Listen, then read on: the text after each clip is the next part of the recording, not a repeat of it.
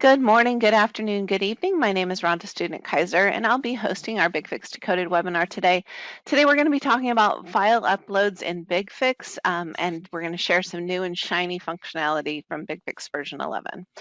We are recording today's webinar. If this presents you with any concerns, please drop at this time. You'll be able to access a recording of the event about an hour after we conclude. You'll simply follow the same registration link that you used to join us, and you'll instead access a recording of the event. You can also share your link with colleagues who might not have been able to join us. They'll be presented with a registration page, and then they'll also be able to access that recording. We do encourage you to ask questions throughout the course of the event today. Just add your question to the chat box, and we'll either answer it directly in the chat or we'll feed your questions to the presenter at the appropriate time.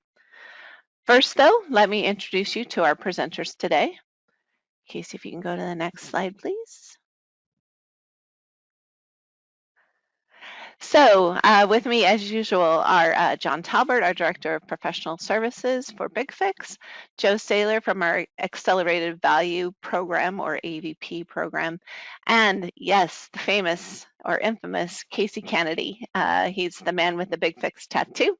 And yeah, there you go. So we're excited to have him here today, and we're excited to be talking about some new and exciting functionality we've just introduced. Related to file uploads and machine troubleshooting analysis of BigFix using the BigFix Archive Manager. We are going to start a little bit with the basic concepts for those of you who are new to Archive Manager, and then we'll teach you some how and when to use that capability in your environment, and then we're going to dive into this new and cool functionality that's all around URLs, browsers, and using those capabilities to deal with the BigFix Archive Manager. So Casey, if you can go to the next page, and John, can you kick us off with some basics, please? Sure thing, Rhonda, thank you.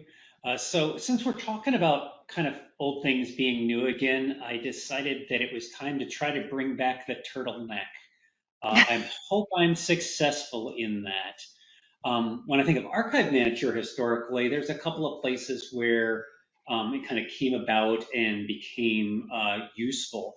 The first one is the Nmap scanner that we've got in BigFix as part of unmanaged assets.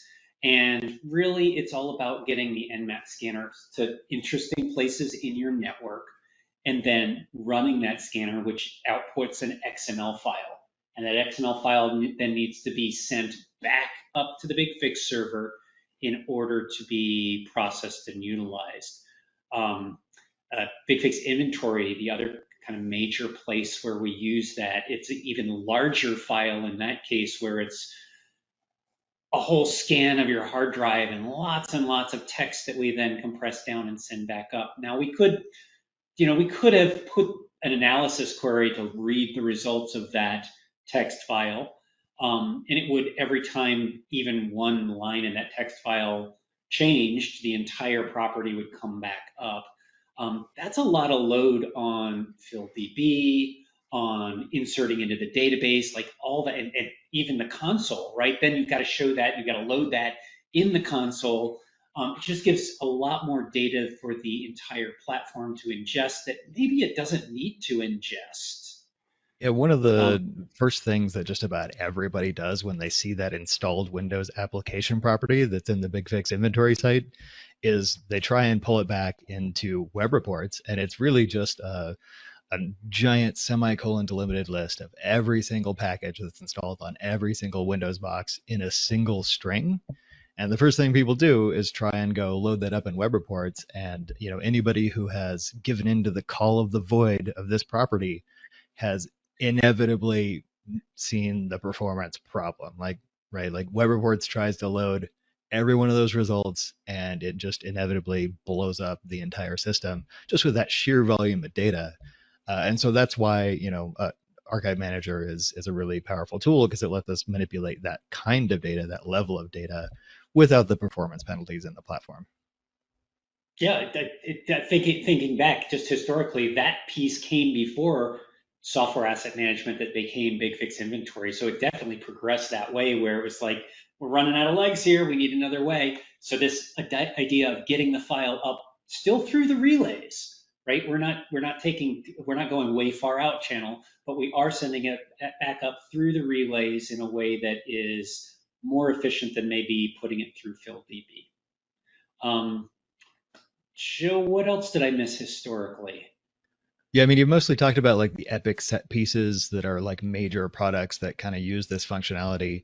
But there's the other side of it, right? That like that's the macro side, massive data from all of your endpoints, and you can leverage that in custom ways, of course. But there's the micro side of it where, say, you're maybe a help desk operator that needs to go troubleshoot something on a specific endpoint, and you need a specific log, and usually they're pretty big. Again, uploading that entire log to a property is possible, but then you're looking at like difficult ways to extract the data, and it's not super intuitive. Whereas with Archive Manager, we can just grab those files off of the endpoint and manipulate them directly in whatever editor you choose. The most civilized of editors, perhaps Notepad++. Um, whichever one you like. It is somewhat difficult and unintuitive to actually engage with Archive Manager in this way. There's like kind of a mess of settings that you have to enable inside your action script. It's not a single line, right? Like there's going to be 3 or 4 different things you have to add to the action script.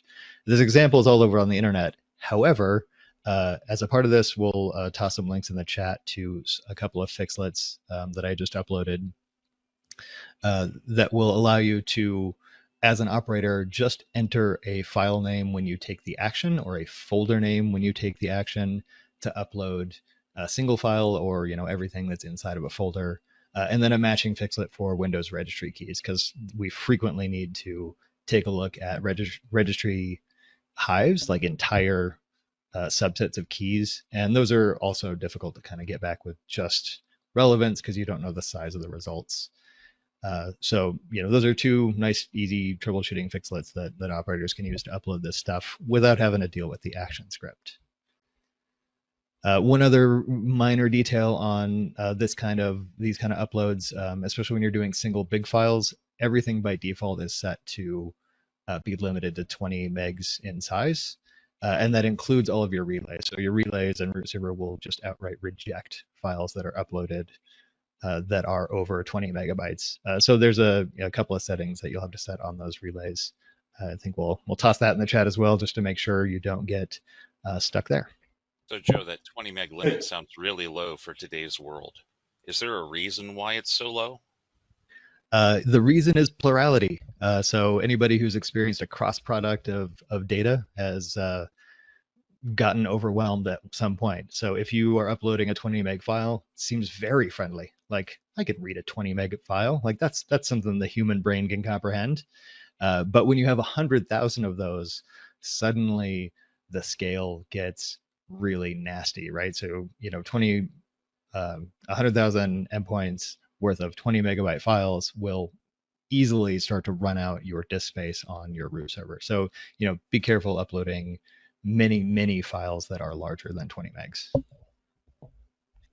Speaking of scale, we just went through this with a customer who's working with their legal team to get a specific group of people. They needed to collect their Outlook mailbox file off of their laptop without alerting them, and we had to do a bunch of tuning on the cache size. We actually had them mount extra disk onto the BigFix server in order just to hold these massive, I think they were like 8-10 gigs each, and there were a handful of them. And it was part of I don't know, legal action. They didn't give me any of the details, but they did want to get those upstream, and it was possible, and we got that accomplished using the upload manager.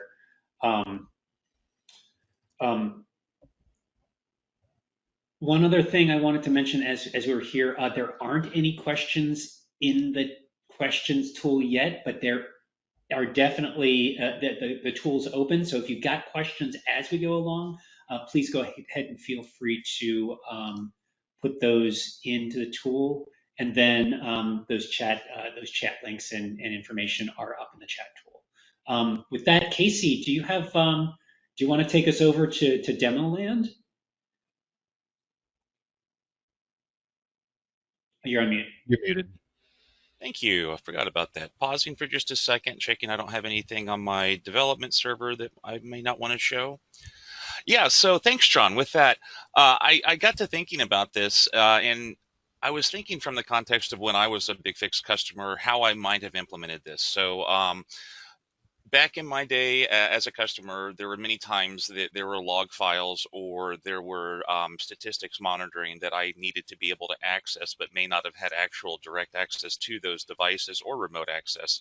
So having the Bez agent and having Archive Manager did allow me to do some things. But if you're not familiar with Archive Manager in its traditional state, it can be a little interesting to figure out. So as an example of that, I will show you a file directory here. And this is my BigFix root server. This is a latest 11.02 on Windows 22, all the goodness. And you can see here that this is a pretty long path here to this folder. And what does this represent? Well, if you're familiar, Bez server, this is going to be your root server services and associated files. Upload manager, this is where the archive manager stores files at on the root server. And then we have to go through buffer, dir, and SHA-1. And then we get to the numeric values, and these are important. You'll notice 38 is represented at the end of the computer ID here, and that's what this last one is. This is the computer ID. So 38 is the last two digits, and then you have the computer ID. The reason that there is a structure for different numeric values here is because Windows doesn't like it when you drop 100,000 or more folders under a single directory. It has a little problem with that. So we had to find a mechanism in which to spread that out over more file structures. So in some instances, you will see from 00 to 99 in this folder. Then you just need to find the appropriate endpoints. Yeah, in our initial implementation of this, like way back in the before times, we actually did not have this multi-level file structure. And at all of our really large customers, we very quickly found out, at least it may not be as much of a problem in modern times, but in the Windows NT days, back when this first came out, it would actually silently explode the entire operating system to have just a single folder with 100,000 subfolders inside of it. So, that was a great lesson for us in the dinosaur days of testing at scale for all this sort of stuff, because it can really break in very interesting ways and require these kind of funny looking workarounds that we have today in the modern era. Yeah, and it is interesting. You get used to it pretty quickly. Once you would realize that it's just those last two digits for the intermediate directory, it's very, very quick to jump to. Remembering the right computer ID is usually the problem I tend to have. As you can see in here, there's quite a few files, and we're going to focus on two files today. One of them is going to be some nmon log files. So I set up on a Linux server. I set up a nmon snapshot to occur every 15 minutes and be recorded into a daily log file and cut every day. And then I'm also pulling back the Bez client logs because, as I said, these are, I'm thinking back to my time as a customer. There are many instances where I was troubleshooting a scenario and query didn't exist yet back in the pre-10 days. So getting access to logs was a lot harder than it is now. So we leveraged the upload manager to get logs, and then we had processes in which to extract them out of the root server for analysis, etc. And that was the big headache is extracting them off the root server at times. We either had to have an SMB share so that we could make them available easily to us, or, it's just a lot of complexity and not a lot of juice from the squeeze. But it worked. What I would have loved is to have been able to wrap a website around this and grant people access behind some sort of little website that has role-based access controls to allow for browsing of files and access of files at leisure. So what I've worked up here is a little example of pulling back these files.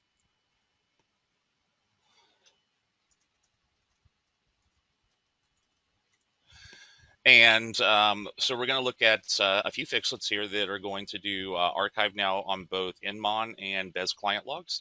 All of these fixlets are going to be available for download off my GitHub. If you have a question about my GitHub, I will be posting a update to Rhonda's forum post regarding this session. So you will find notes from me under there immediately following this session. You can access my my GitHub from there. Please do note that anything in my GitHub is provided as is and without warranty. Please do not open a support case with L2 on any of my content. It is not supported through them. You're welcome to ask me questions on the forum. Happy to try and help. Great, so my console is up, as everyone can see. We're going to go to my webinar site, and I've got some Fixlets here. The moment you went to go log into the console, I was immediately thankful for all those console cache load improvements we released with BigFix 11. Anybody who logged into a console like, I don't know, 6 or 7 months ago, probably just cringed and was waiting for that 20-minute login time. Well, I might have a little bit of a beast here. This is a 32-core workstation that I use, so it might be a little more than an average laptop. Nerd life, what are you going to do? So as we can see here, we've got a few Fixlets. We've got some collect BES client logs for both Windows and Linux, and we have an nmon. We're going to go ahead and look at one of these and talk about some of the values that have to be set here. I did reference links in each of these to our online documentation. If you do have any questions, please do seek those out.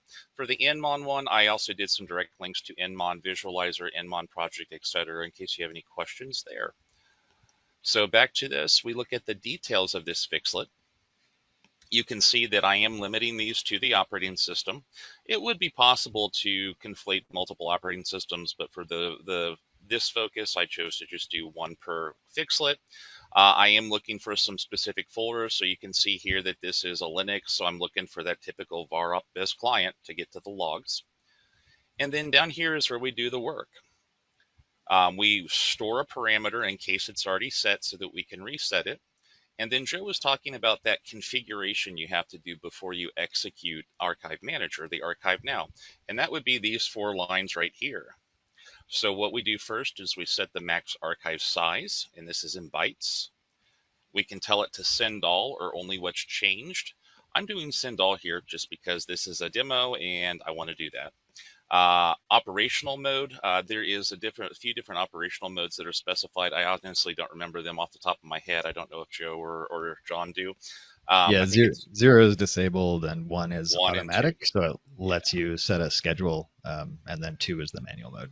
Yeah, so I prefer manual mode because I'm doing this ad hoc. Obviously, if you have something where you want to upload a file daily for some reason, there is an option for that. So a lot of cool features. And then the last thing is going to be 2 things here with this line. 1, you have to file set, so this part is required, and then you have to give it a unique value. In this case, I'm calling this one BES client. In the nmon one, I call it nmon. No real brain busters there. You can make it more unique if you need to. I would just caution you to make it make sense to you and others. Don't make it horribly cryptic. The next part of it is specifying the path and what files you want. So you can see here, we're going to that path. We know that logs exist, and we're going to take all of them, not just the .log, but we want the .bak if it exists too. And then we say archive now, and this is what performs that action of taking those files and pushing them up to the upstream relay. And then from there, the relay chunks them and sends them back up through the infrastructure to the root server. A little bit of magic. It's really quite nice. The last line of that resets the operational mode if it had been changed previously. Again, the reason I do that, this first conditional statement and that final reset, is because if there was a process occurring using Archive Manager that was separate from this, that had a schedule, if I didn't reset that, I would be breaking that schedule in this case. That's why we check to see if it exists, and then we reset it. And then it's just as easy to go ahead and issue this. So most everyone knows how to do this if you're on this call, most likely, but you take action, either target specifically or dynamically, set your different properties. I'm just going to let this run once, and it goes. And within a minute or two, since this is running against my root server, this will report back as completed. Any of the log files that were on this server will then be uploaded through the API or through the interfaces to the Upload Manager folder, and will then be arriving here. And historically, this is kind of like I said, this is where it would stop. Once the files were on the server, you had to figure out what you were going to do. Typically, this meant that we put an SMB share and did some LDAP or other type of permissions to be able to get to files. It was a little hinky, but it worked. Um, but there's some new ways now. So I think before I jump into my demo, John, I think you had some ideas for. I apologize, John. I'm getting ahead of myself. I don't have the script up. John's going to show us some things where we actually can access these files directly via URL. But before that, I'm going to show a little bit of a PHP project that I put together that allows for demonstration of these. But before I get into that, I know that this feature was introduced for some a new product that's coming. Joe, did you want to talk about that piece? Yeah, so we have the digital employee experience package, short name BigFix Dex, that's been released. It's basically a product that will help you identify laptops that are working well or not working so well, and help you automatically remediate and report on like how your employee experience is going with your hardware. So that's the thing that's out. The only reason we're really mentioning it here is that part of its activities use Archive Manager, and we decided that we needed to implement a better way to get to those files as a result of Dex. So us here on the call, even if we're not using Dex, we get access to this really neat set of new APIs that allow you to get to all of the files we're looking at right now in the kind of nasty file explorer method, just through a browser or through an API or through any other programmatic interface. Yeah, and specifically these ones up here that are get, you can reference directly via a browser. We'll take a look at that later. John will show us some examples there. There are some features of this new Archive Manager API to do file deletes. I personally have not played with that much yet, but I can see how that might be fun if you are doing some sort of file transfer service for customers and you need to have a mechanism in which to allow them to purge files after a certain amount of time, something along those lines. You may give them a quota, who knows what, but some neat features there that you could build with that. So we look at this and you can see there's Archive Manager, latest files, and then a location. So some pretty neat stuff you can do, but what are we actually going to do with it? So I thought about, I want to get log files from a computer. Now, let's say I've got a Linux server that's sitting out at the edge and I don't have access to it either directly or remotely, but I've got the BigFix agent on it. It's acting weird, so I want to monitor it for a little bit. My normal enterprise tools. Yeah, John. You know, I see that again and again, especially with troubleshooting with customers where the BigFix operator might not have access to the BigFix server's file system, and he might not have access to the end user's file system either to get any of the logs. So this is a problem that I come across a lot. Sorry to interrupt. Absolutely. Yeah, and thanks for that. And realistically, you don't want to give people access to your root server. You want to keep your root server as isolated and protected as possible so that people don't do silly things like run bez remove on it or stuff like that. So what I've done here is That's a real scenario, by the way. My customer actually did that. I've had a customer have that. Root server. Yeah, I've had it's it happen horrifying. To a Don't do before. that. Do not put bez remove on the root server. If you do, change the extension from .exe to .e__. Do not leave that thing that can be fired off on a root server. It is painful. Yeah. You get an opportunity to lean in and do your DR plan and show that you can recover from a disaster. So there's a silver lining here. Yeah, so if you don't know bez remover, treat it like you would treat a gun, with a lot of respect, because it is a very powerful tool and you can shoot yourself in the foot with it. So, all right, back to my little presentation here. When I was a customer, I had to interface with a lot of different teams and help them facilitate getting logs for different problems. I had some of that myself where I didn't have access to a system for one reason or another, or our monitoring solution couldn't cross boundaries to provide that information. So in this scenario, what I would do is run nmon. I would cron tab nmon and let it run, and then I would Archive Manager to get that back. It didn't make it very easy to get it to other folks for analysis. So as John was mentioning earlier, how could we make this easier? You don't have access to the root server. You don't have access to the endpoint in question, but you have content and maybe a little web app. And so we've already done the part where we pull the files back. So we know these exist. We know we have our computer. Now we can get to them. You can see here, this is going through a little local web server. I've got an Ubuntu server running in VirtualBox, just has a little lamp stack on it. I've got a couple scripts here. The first one is called Archive Manager. You give it a computer ID, and then it's going to pull back all of the details for that specific computer. And in fact, I will show you here, this is the computer ID of my root server. So the files change. And each of these files is hyperlinked. So you can actually then allow somebody to look at the content, or if it's an archive file like a zip, etc., clicking on this automates a download process so they can then get it to themselves from right from their endpoint. So we have effectively abstracted retrieving the file and presenting the file. That was the hardest part, presenting the file. And now all a user has to do is click on it. And you've given them this file, or they can just right click and download the source. So you've effectively taken the complexity out of troubleshooting, and it's secure end to end because it's all done by BigFix. So And this is yeah, go ahead, absolutely, yeah, this is absolutely sick, Casey. Like, Thank you. it's like a relaxing cloud of utility. Just makes me sigh with relief. When I was putting this together, I kept thinking, man, I wish I had this when I was a customer. There were so many situations where this would have allowed me to pull back files that, you know, I otherwise wouldn't have been able to, or it would have taken days, weeks of effort to do. And now it's just a matter of executing a fixlet in your environment. And again, these fixlets are all going to be available for free in my GitHub. Play with them, enjoy them.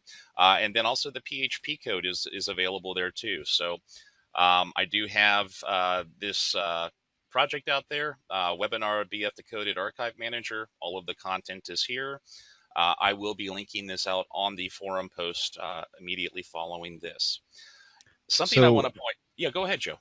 Yeah, so Casey, this is all made possible by the new Archive Manager APIs, which is great. It is. Mm-hmm. However, it's a little black boxy, right, to anybody looking right now. You're providing the source code, but can you talk a little bit about maybe some of the prerequisites to implement this? Like how easy is it? What would I need to get this running in my environment right now? So you've got to have a master operator currently. That is one of the caveats. So if you want to expose this, you do need to understand that the account that will be making the calls is a master operator. And that's one of the reasons I created this little interface, is because we want to limit the number of master operators that exist and how they're being used, etc. This little project of mine could be put behind, expanded and put behind some sort of role-based access control to protect it, at least at that level. But there's currently nothing in here that would prevent a user from looking at an endpoint if they knew the computer ID that they didn't have permission to in the thick console, because there's no guardrails here on that. This is just a little web app. If we think about kind of the use case that made this API become part of the product, it's around Dex, and Dex is going to use a service account to pull that stuff across. So it really wasn't designed for an operator like just to general use. So the use case we're leaning into right now is a yes and. It wasn't a design point. So RBAC isn't here at this time for this interface. You'd have to implement it. Something to point out, though, that was true of WebUI way back in the day. You know, WebUI and patch policies, that was master operator only. And as the tool matured, they integrated additional features, including RBAC, et cetera. So that could come in the future. We don't have any knowledge of that at this point. So want to be very clear, master operator is required for this functionality. Do treat that accordingly. And beyond that, master operator is really all you need. Master operator and REST access. If you turn off REST access in the console for the operator, they wouldn't be able to do this, obviously. And frankly, you don't need the PHP components of this. You can call these URLs directly. If you notice, I'm listing all of the file locations. you can feed this information into the REST API and it will just spit back out the results. Really, that's all I'm doing in these PHP scripts is it's a PHP curl behind the scenes that's calling the APIs. And Yeah, if I wanted to host these, all I really need to do is chuck it at IIS or Apache or any. And I have Apache, but anything that's either a LAMPS or a WAMP stack.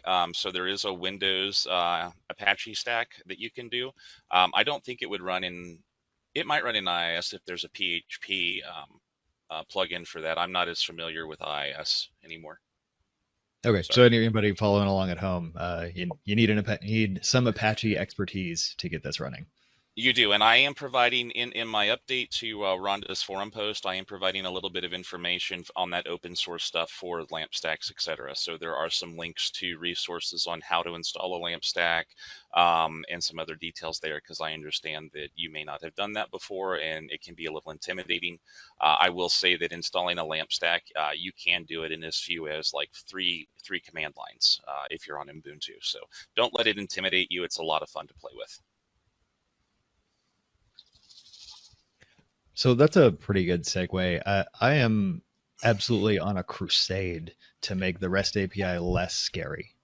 I find, especially with BigFix operators, even master operators, like people that are just should be, really well versed in management of endpoints, still get scared by the word API because everybody thinks, like I need coding expertise to use this stuff. I need to be able to understand and manipulate like an object-oriented language, and everybody just shuts down. Like the moment the word API comes up, they just shut down.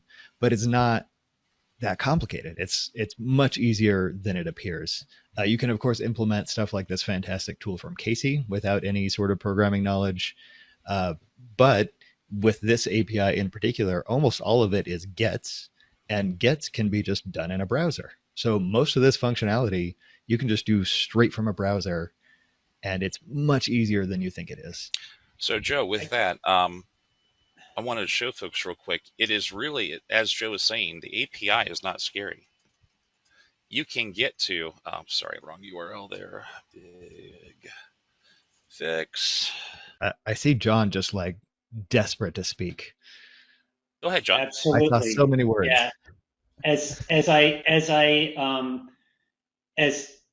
As I've done other types of projects like this and had to get my feet wet with the API, there's pieces that I want to show you to like how to explore this stuff. So I'm going to grab a screen share real quick here. Thanks, John. And I'm just going to take you to the easiest API call you can make in REST. And so you notice it's asking me for my credentials. This is just, what's this, Edge? I think this is Edge. And this is a master operator account. So I'm going to hit sign in, and it saves that as a cookie. That's just what browsers do. So this got me to the API. I'm in API space right now. I want to see fixlets. Hey, look, there's API fixlets. I'm going to grab that, and I'm going to, instead of API help, I'm going to paste that right there. Oh, that one was uneventful. Let's try a different one. Let's try actions. Right, and I'm just tooling around here. There's all my actions.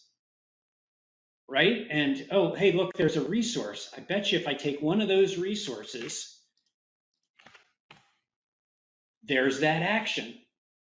Right, so it's not super complicated. You will hit some stuff like when I hit fixlets. Fixlets actually takes a specific method. And if you're curious about the methods and you get stuck by some of that, you can go out to developer.bigfix.com and go to the REST API and look at, resources, right?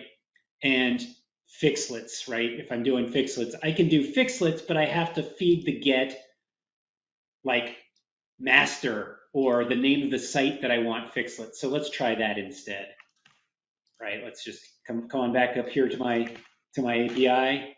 And there it is. There's the fixlets that are in my master action site, or I could feed another site. But it was the archive manager part. And if you noticed in this help, it's there already. If you're on BigFix 11.0.2 or ahead, it's already there. You've got it. So let's pop that in the browser. So Archive Manager, I'm there. I didn't need PHP. I didn't need programming. I just pasted some stuff in a browser and I'm getting REST API interactions here. This is powerful. Yeah, So one thing that's probably a little difficult for the old meat processor to deal with here is that we now have a list of every file that's in your entire infrastructure, right? When we just hit that archive manager node, uh, a lot of the methods in the REST API have filtering methods. So in this case, how we engage with the filter method is by just checking a question mark at the end of the archive manager API query. This does work with other nodes as well. It's in the documentation which ones have them and which ones don't. But we can generally filter on just about any of the nodes that you see here. So in this case, we probably want to do file name contains because we've been wanting to look for log files all the time, right? We probably want to look for maybe .text files. And it's just file name contains equals whatever you want. And this is a great learning moment. Everything in the API is case sensitive, and it's usually camel case. So that's lowercase first word, but then every other word afterwards starts with a capital letter. So if you follow those rules, you'll tend to find what you need in there.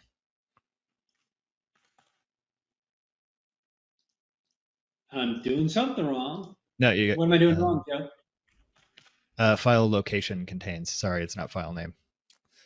Okay.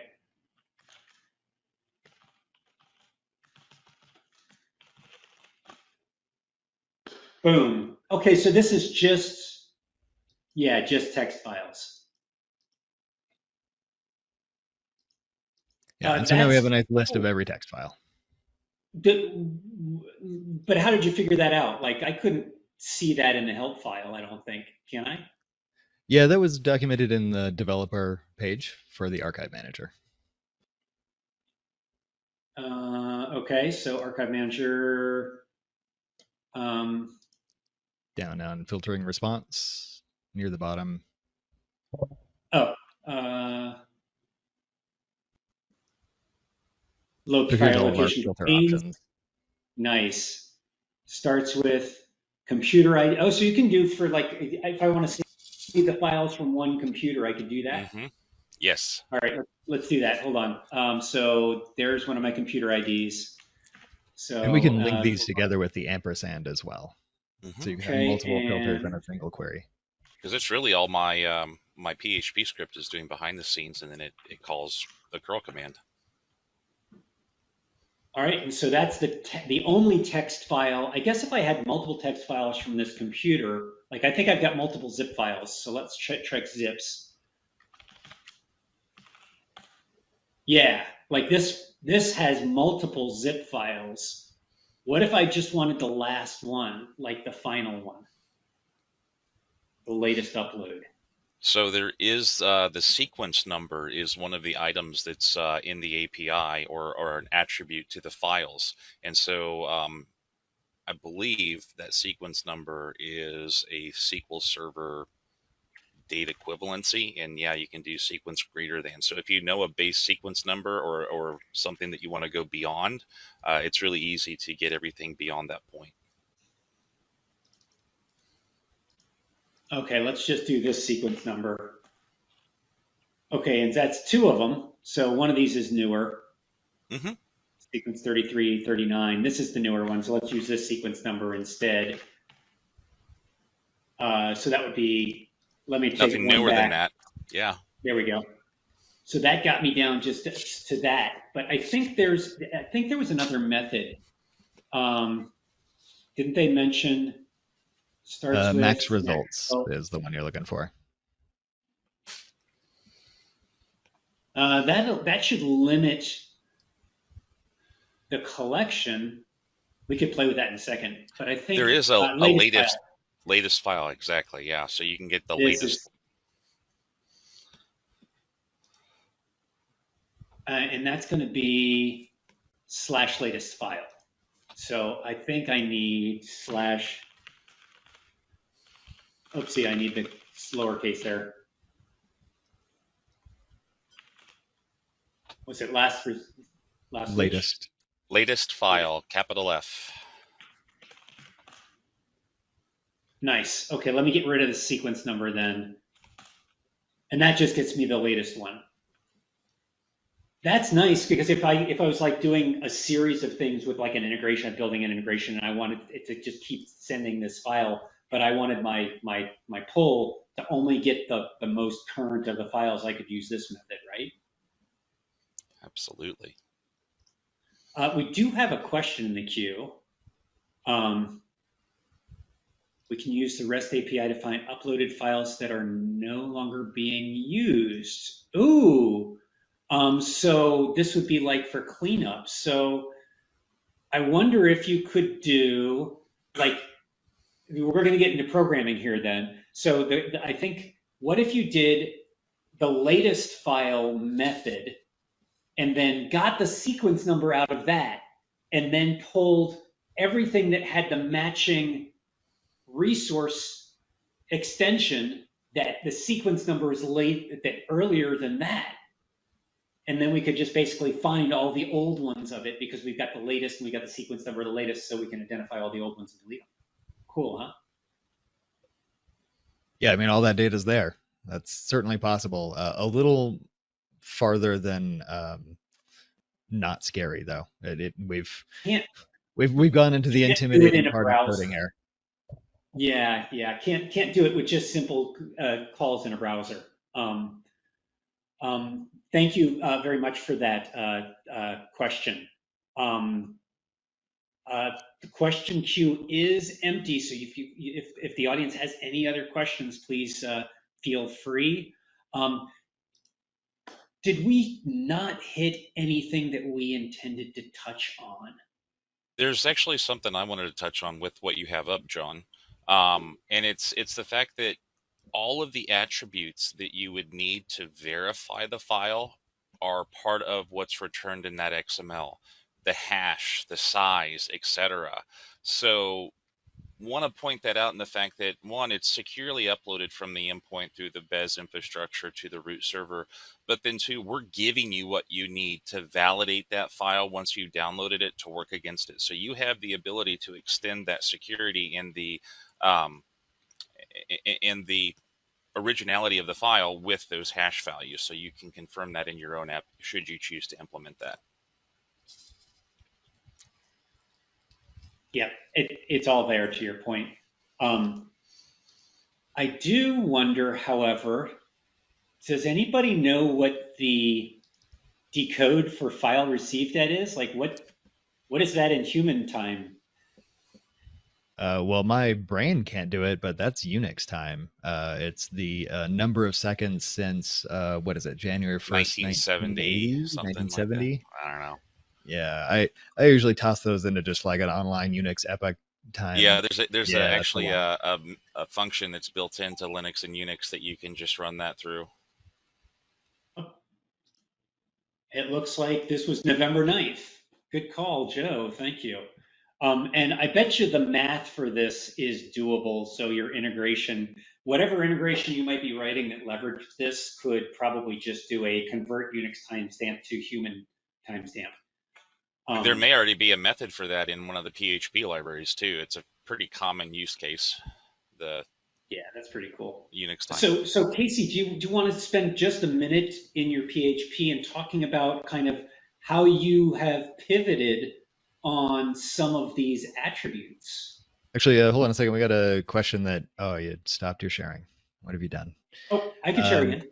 Yeah, so we kind of skipped over actually getting the files themselves from the browser. I think Boyd Bradford asked how about retrieving the file itself, and we didn't actually do that here. So yeah, it's super simple. You want to go ahead and show that off, John?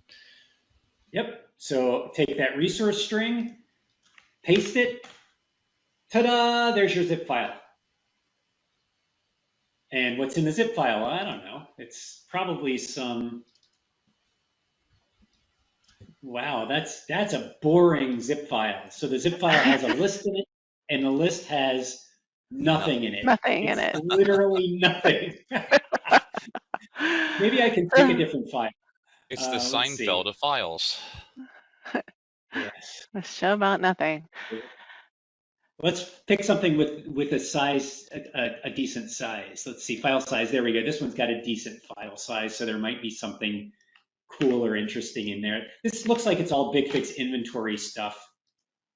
Yep, there's my diff.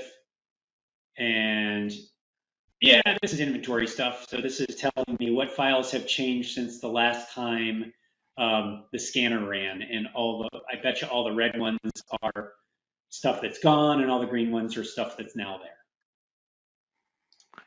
So yeah, So the actual file right in the browser, very doable.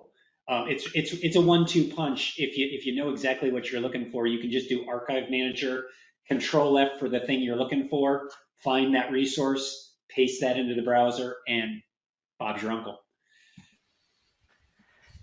So there's another question. Is there any ready-made functionality to parse data off the root server's file system? I mean, yes, you can write a script to do it manually, but if the idea is to start grabbing large number of files on a regular schedule, then extracting the uploaded files constantly becomes a really tedious thing to do. That's when I'm going to lean into Python or some sort of recurring thing. You could even do it with an action. You could do it with a BigFix action that ran on a schedule, and in the action script, you'd have a REST API query to do the things and pass the credentials securely with secure parameters so that your REST API credentials using to do the thing would be secure. So you wouldn't even need programming language to do it at that point, outside of just action script and parsing there. But I think that the more typical way would be like a Python or some sort of framework, like Casey liked PHP for his. It's one I kind of knew, so it was easy for me to lean into. Sure. Yeah, and the performance advantage with the API here is you don't actually touch the Windows file system anymore. Like all of this stuff happens inside of the database. And so you don't have that performance limitation when you go to scan, a 200,000 endpoints worth of uploads data from the upload manager directory. And that's where things get really sticky, right? You do that scan over and over again, it gets really expensive. So doing it through the API is much less file system expensive. So that's kind of why this exists and and how it enables that bigger file scan automation. Well, and to your point, Joe, if folks are scanning the root server looking for files instead of using this API, it can have negative consequences on the system. So better to use the API and do the lookup out of the tables because that's already done for you, and now we've exposed that, versus potentially causing contention on the actual root server itself. Yeah, and so Angel, I guess to answer your question, the real answer is no, there isn't any ready-made content. This is brand new functionality though, and it's opening up a lot of use cases for us. So I think this maintenance of the file uploads use case is something that it's really going to enable going forward. Someone's just got to build it, and I call not it. Not it. Sorry, man. I already had it on my notes. Oh, Rhonda, you're good, Rhonda. Well, you guys are really hosed if you're looking to me to do that kind of work. That's why I have these smart people that I work with that know how to do things like that or can envision how to do things like that. I point out that Casey in his spare time built that PHP. So it is absolutely stuff that we do in our spare time and occasionally we'll put out on a forum posting or in a webinar or in a 5-minute video or on bigfix.me. Yeah, we do this stuff all the time, but it is a passion play. It's not part of our core, what we're doing day in, day out. So it doesn't come every day. Yeah. Another question is really, I think this is something we can take back to our product team, but it's around file naming because the way that we kind of set it up is that, we write to a file, bez client log. And if you want to grab bez client log from 50 computers, they're all going to be called bez client log. So you have to kind of do some parsing to make that file name unique or attribute it back potentially. Actually, the Archive Manager does that natively. So in the content that I provide, it is going to not only tack on Bez client or Nmon, but in the file, it actually tacks on the host name as part of the archive manager process. So you would have that when you want to work against the file, just understand that it's not just the file, but it's also going to be that prefix, the host name, and then the actual file name is what you're going to be dealing with. Yeah, in BigFix inventory, like a lot of these on the screen are BigFix inventory file, and you'll notice the computer ID is inserted into the file name, and so it's already unified by virtue of the thing that did the uploading. So that's where you take care of that unifying the file name is on the endpoint in the thing that's performing that interacting with the upload manager to get it up to the server in the first place. Yeah. All right. Well, so we have just about 10 minutes left. Is there anything else, guys, that to my gentlemen on the panel that you wanted to call out today? Casey, is there anything else you'd like to share from your screen, Yeah. or Joe? Can I get screen share back? Yeah, absolutely. Here you go. Thank you. Okay. All right. So real quick, I have already updated the the webinar post out on the forum. So I believe Rhonda put the link in the chat for me, so you can go directly to it. My GitHub is right here. You can click off and go to that. Again, anything from my GitHub is provided as is and without warranty. That doesn't mean I won't help you if you message me on the forum. I'll try, but it is a best effort. There's links to Archive Manager. Please make sure, this is very important, must be an MO.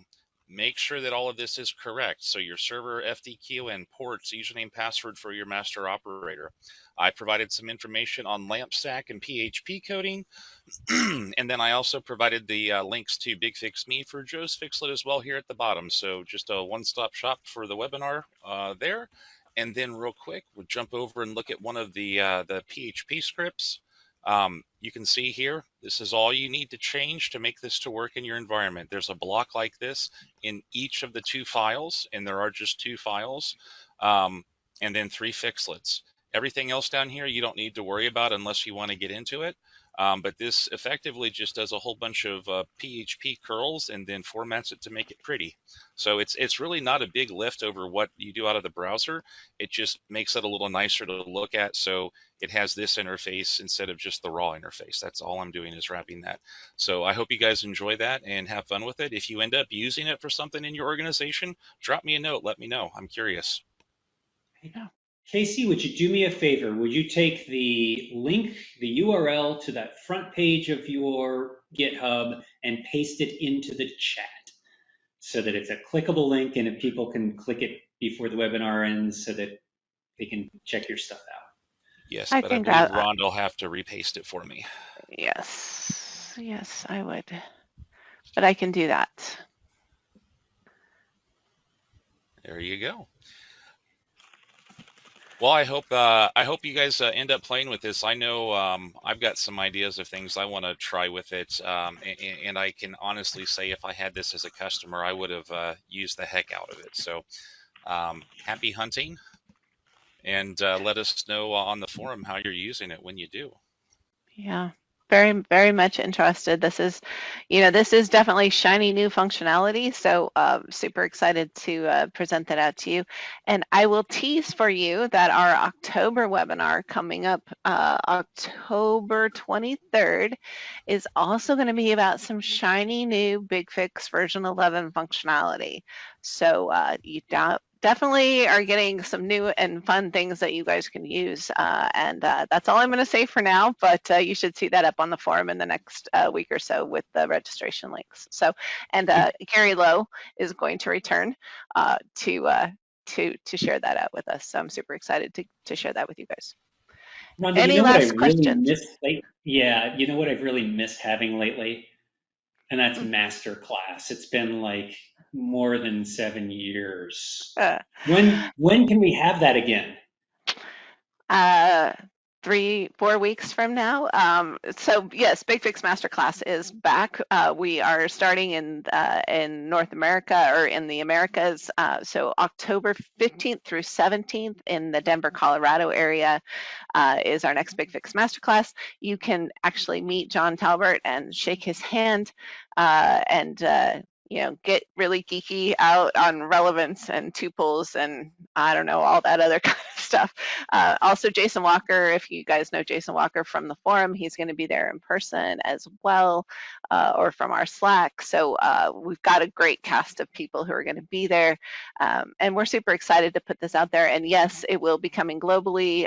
We are working on this one first. We'll take some lessons learned. We anticipate Europe early next year and Asia following that. And then fingers crossed, our plan is to do one masterclass per region every year. So we'll see how that goes and how interest is. But I will say that if you are interested, your registrations make it so that we can keep doing this, both from a monetary perspective, but also from an interest perspective. So the more people we have sign up, the more likely it is that we'll do it, around the globe. So super excited about that. There's a post on the forum around Masterclass. I think is pinned at the top of the events channel. Check it out, get registered, and we're looking forward to putting that on. Anything else, guys? I can't think of anything. Excellent. Well, thank you all for joining us today. As mentioned, we did record this. It will be up in about an hour.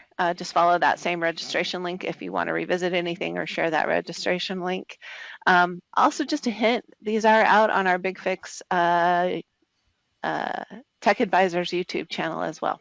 So you can also, if you want to blow past the registration piece, you can go check them out on YouTube. So thanks, everyone. Have a great rest of your week, and we'll talk in October.